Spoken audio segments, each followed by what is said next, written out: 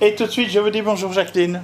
Bonjour Jean-Claude. Comment ça va? Mais bien, bien, bien. Ça va, Jean-Jacques Impeccable. aussi, il est derrière sa caméra, il nous dit Coucou, bonjour, bien Jean-Jacques. sûr. Bonjour. Et voilà, et nous sommes repartis pour la 41e émission ici à la Treille à Moncheron, chez Jacqueline Rosset, mesdames et messieurs, qui aujourd'hui nous a préparé... Alors, des croquettes de fruits de mer, pour suivre des côtelettes au four à la crème. Au four, Au directement. four, oui, ça sera très simple, mais justement une recette différente. Et on termine pas Et le on repas comme termine ça. par un petit flan à la rhubarbe. Ça c'est bon, vous savez, puis la rhubarbe, excellente bien sûr. Hein? Surtout si vous avez un jardin, sans ça il y a les marchés, pas de Provence, mais de chez nous, qui vous accueillent, bien sûr. Alors Jacqueline, on va commencer tout de suite. On Alors, rappelle par les quoi? croquettes de fruits de mer. Les croquettes de fruits de mer. Alors, nous avons tout d'abord 50 g de petites crevettes roses, comme pour les cocktails, 50 g de vongole, 50 g de moule. Là, j'ai pris du surimi, là, j'ai pris trois bâtonnets. Il y en a qui ont des plus petits bâtonnets. Ça lie aussi, c'est l'avantage. Ça a le goût et ça lie. Aussi, là, environ 20-30 g de chapelure. On verra quand on mixe, hein, si on en a besoin ou pas. 2 œufs entiers. On a fait quelques fines herbes. Alors, vous prenez un petit peu ce que vous avez. Hein. Là, j'ai pris du thym citronné, de la ciboulette, un petit peu de coriandre haché. On a du gingembre, hein. J'aime bien le gingembre avec les fruits de mer, 2 échalotes hachées, de la bière, de la farine, là j'ai mis 50 g, et on verra d'après la densité, hein, du mélange. Le poivre, de l'aromate, de la poudre à lever, de l'ail, environ 1 gousse et demie, 2 gousses.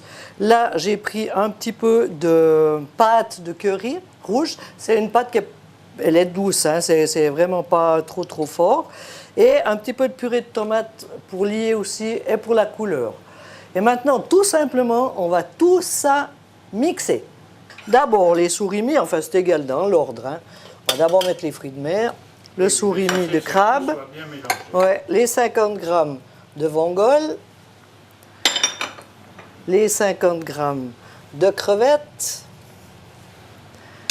les 50 g de moule. Eh bien, dis donc, ça fait de belles couleurs. Ça. On va mettre les 2 œufs, hein, ça va lier en même temps. Oui. Voilà, les gros objets sont loin. Alors, Très pratique ce mixeur. ouais, tout à fait. Là, on va mettre les herbes. Oui. Toutes les herbes. Il m'en manque. Ah ben voilà, elles sont là. La ciboulette. Ça c'est au choix de la Oui, c'est un petit peu, voilà. Là, j'ai mis le thym citronné, on peut mettre de la coriandre, on peut mettre plein de choses. Hein. Oui, du cuisinier, parce qu'on est pour les qualités des Oui, sexes, tout etc. à fait. L'échalote, le gingembre, l'ail. Là, alors, je mets un tout petit peu d'aromate, mais hein, on reverra par la suite. La levure. Donc la poudre à lever. Hein. Ça, c'est la pâte de curry. Et on a encore la petite noisette de concentré de tomate. Ça, c'est plus pour la couleur. Hein. Oui. Voilà, on va déjà mixer ça. Et puis on verra après avec la levure de bière, la farine et la panure. Il faut que ça soit une belle pâte. Ça va très vite en réalité. Oui, avec ça, ça va vite.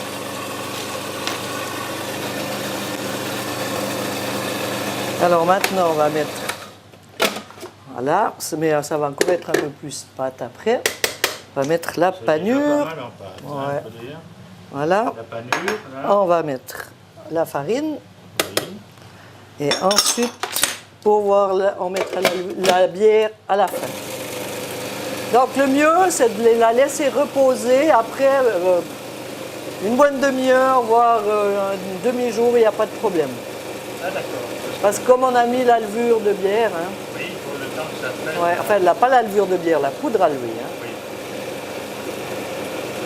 Là, on va faire un peu les bords. Vous Bien, voyez, c'est là, après, hein. là c'est une belle, belle consistance. Puis on va mettre quand même un petit peu de bière aussi pour faire lever Voilà, je crois que ça suffira. Oh, il n'y en a pas beaucoup. Non, il n'y a pas besoin de beaucoup. D'accord. Ça, il y a plein de goût et on n'a encore pas mis le poivre. Alors là, au dernier moment, on va mettre le poivre dans le trou. Et voilà, quelques tours de moulin à poivre. On va passer nos croquettes dans l'huile, donc l'huile bien chaude. Hein. J'ai rajouté, par rapport à la recette, un peu de farine, hein, parce qu'il faut voir, c'est à vous à en faire une pour essayer. Si elle n'est pas assez compacte, vous rajoutez un peu de farine simplement. Alors moi, j'en ai rajouté un peu. Et maintenant, vous prenez 2 cuillères et vous faites des navettes, c'est ce qu'il y a de mieux. Hein. À la grandeur que vous voulez. Après, vous pouvez prendre des grandes cuillères, des petites cuillères, et vous les trempez. Alors, vous mettez bien le panier en bas, hein, pour pas que ça colle. Il ne faut pas en faire trop à la fois non plus. Hein. Voilà. Et il faut les poser délicatement. Délicatement. Comme ça, elle va moins coller. Hein.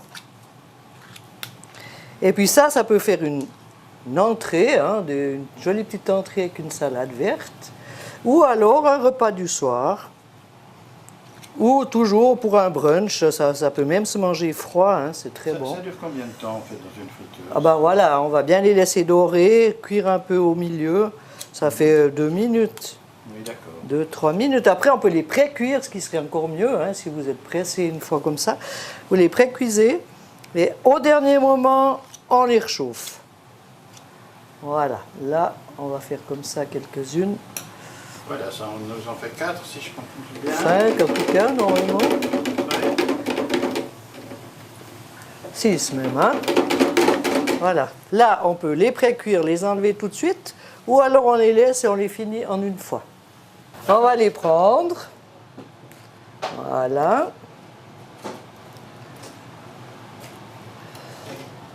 Et voilà, comme ça elles sèchent, mais vous voyez, elles sont vraiment pas du tout grasses. Hein. Et on les dresse sur un petit plat, une assiette, comme vous voulez. C'est des jolies petites navettes. Voilà. Bien là.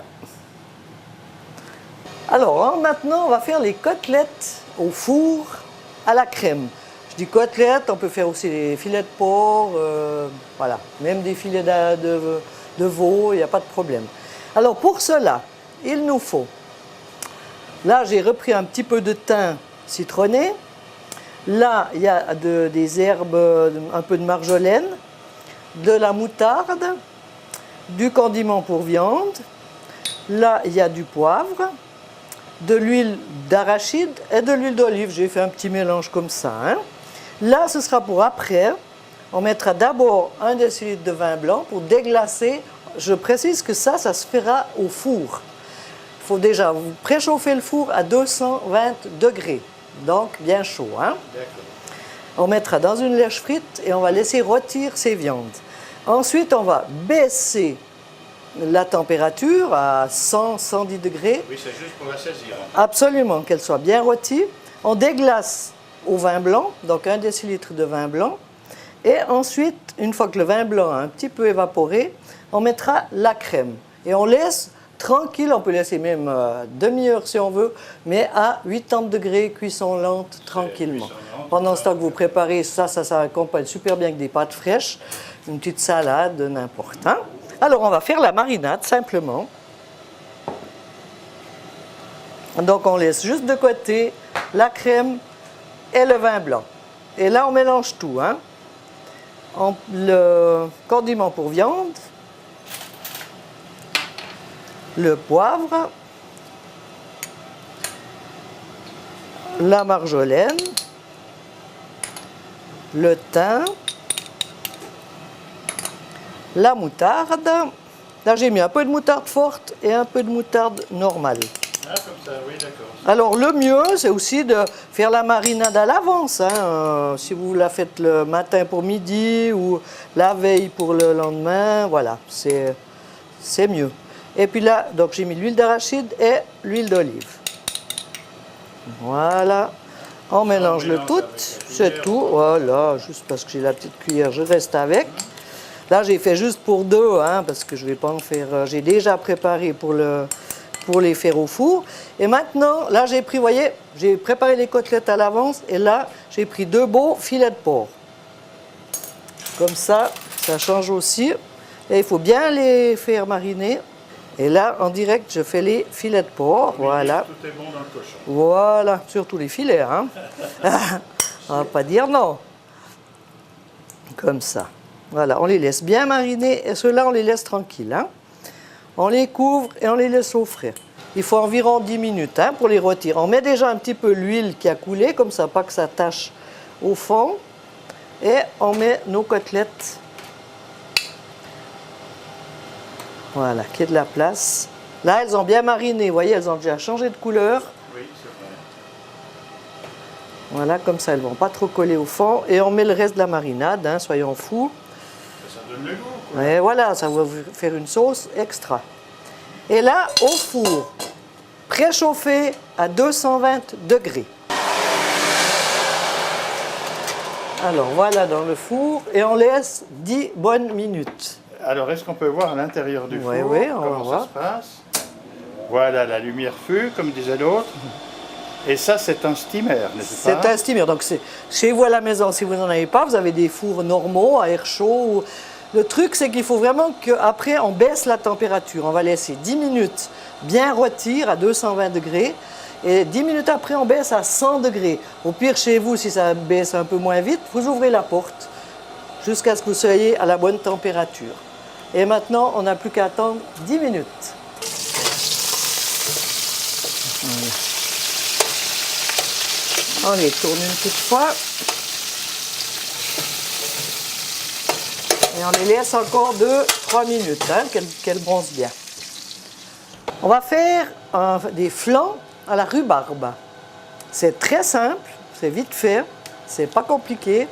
Il nous faut pour ça 500 g de rhubarbe.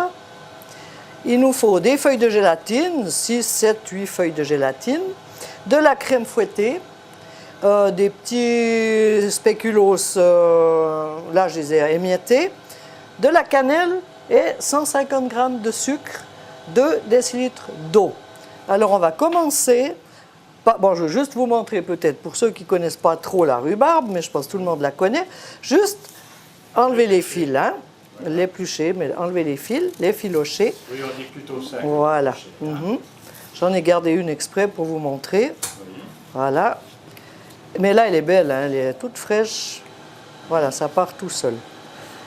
Et ensuite, on la coupe en petits carrés et on va la mettre dans la casserole. Ça me court après, voilà. On la coupe en deux, parce que celle-ci, elle est grosse.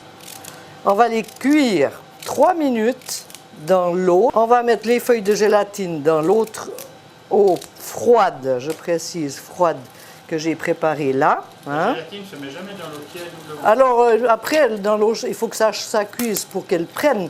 Mais d'abord, la ramollir toujours dans l'eau froide. Hein. Voilà. Comme ça, on la laisse même 5 minutes, c'est bon. Hein, la gélatine, il n'y a pas de problème. Là, elle colle parce que j'ai les mains un peu mouillées. On va la laisser comme ça. Voilà.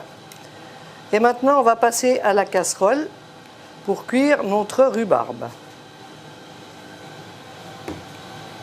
On a nos 2 décilitres d'eau.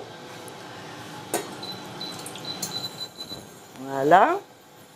Le sucre, 150-200 g de sucre. Si les gens aiment un peu plus, ça dépend aussi de l'acidité de la rhubarbe. Hein. On va mettre la cannelle, une cuillère à soupe. Et directement la rhubarbe dedans. Et on laisse cuire 3 minutes, 3-4 minutes, qu'elle soit juste bien ramollie. Alors voilà mes côtelettes qui ont cuit. Oui, on n'a pas perdu de temps. Qui ont bien rôti. Un petit peu le dessert, alors, Et là maintenant, on va déglacer avec le décilitre de vin blanc. Voilà, vous voyez, ça va déjà s'évaporer. Et on baisse la température à 110 degrés. Voilà, 100, oui, mais 100, 110 degrés, pas de problème.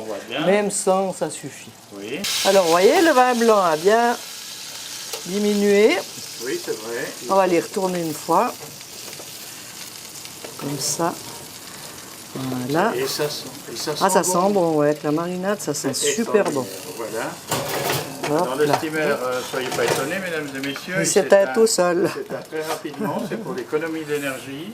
Nous Et y maintenant, travaillons tous. on va mettre la crème. Alors la crème, en fait, ça va donner... Ça va lier, et ça va donner une bonne sauce. Ça va lier tout ça. Voilà, surtout avec les pâtes, la crème. Hein. Oui. Voilà, on va bien laisser encore 10 minutes. Tranquille, là on s'en occupe plus. La rhubarbe a cuit, 3 minutes. On va y verser les feuilles de gélatine. Oups. Donc toujours dans l'eau froide, on le rappelle ça. simplement. Allez hop, Combien il y a de voilà. feuilles là? Il y a 8 D'accord, feuilles. ça fait pas mal. Hein. Ouais. Ah, mais elles ne veulent pas venir, elles Oui. sont encore vivantes. Ouais. Voilà. Alors on brasse bien, hein, qu'elle se chauffe bien.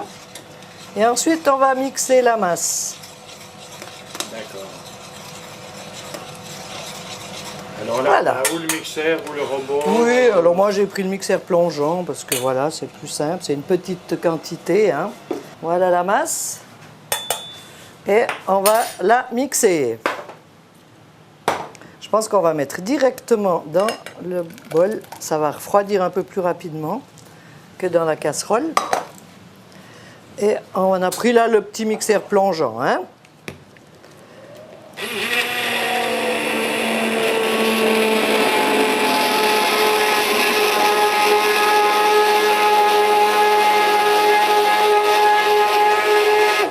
Un petit peu de bruit. Alors, s'il reste 2-3 morceaux, c'est pas grave. Hein. Comme ça, vous saurez que c'est vraiment de la rhubarbe.